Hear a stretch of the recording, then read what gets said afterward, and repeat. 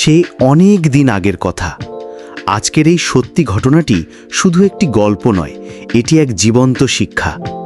2012 সালে দুই ভাই একসাথে বাংলাদেশ থেকে আমেরিকায় আসে উচ্চশিক্ষার উদ্দেশ্যে। তারা ভর্তি হয় একটি নামকরা বিশ্ববিদ্যালয়ে। স্বপ্ন ছিল বড়, কিন্তু বাস্তবতা ছিল কঠিন।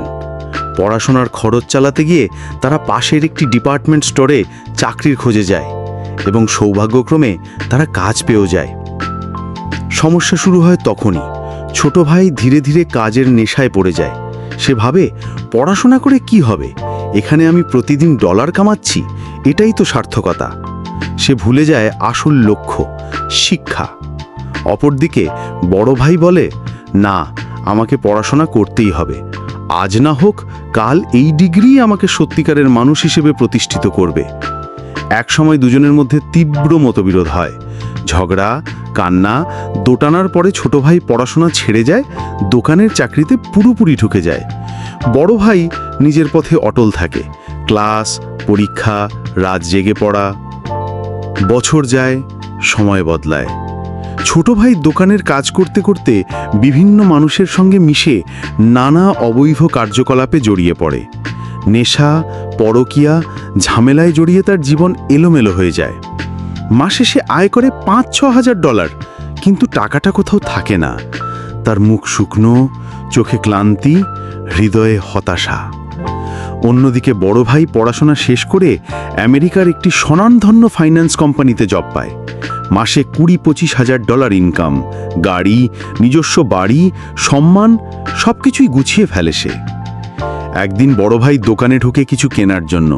হঠাৎ দেখে তারই ছোট ভাই সেই এক দোকানে একেবারে বিধ্বস্ত, নেশায় দুর্বল, রোগাক্রান্ত। দোকানের মালিক তাকে বকাবকি করছে, তাড়াতাড়ি করো, না হলে চাকরি যাবে। এই দৃশ্য দেখে বড় ভাই আর নিজেকে ধরে রাখতে পারে না। চোখের পানি আটকে রাখতে না পেরে সে এগিয়ে যায়।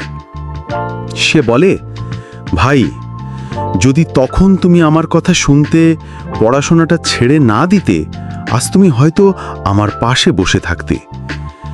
ছোট ভাই চোখ নামিয়ে ফেলে, কণ্ঠরুদ্ধ হয়ে যায়।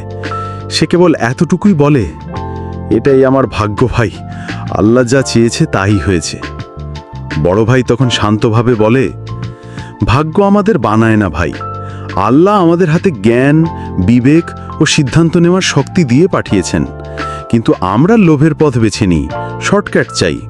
আজ যদি জেদ করে পড়াশোনায় লেগে থাকতে, তাহলে হয়তো সমাজকে কিছু দিতে পারতে। আমরা আল্লাহর উপহারকে ভুল পথে ব্যবহার করি বলেই জীবন এমন হয়। এই গল্পটা আমাদের মনে করিয়ে দেয়, লোভ, শর্টকাট আর তাৎক্ষণিক স্বার্থ পরিত্যাগ করে যদি আমরা ধৈর্য ধরি, তাহলে জীবন বদলাতেই পারে। পড়াশোনা, পরিশ্রম আর সৎ পথেই আছে আসল সফলতা।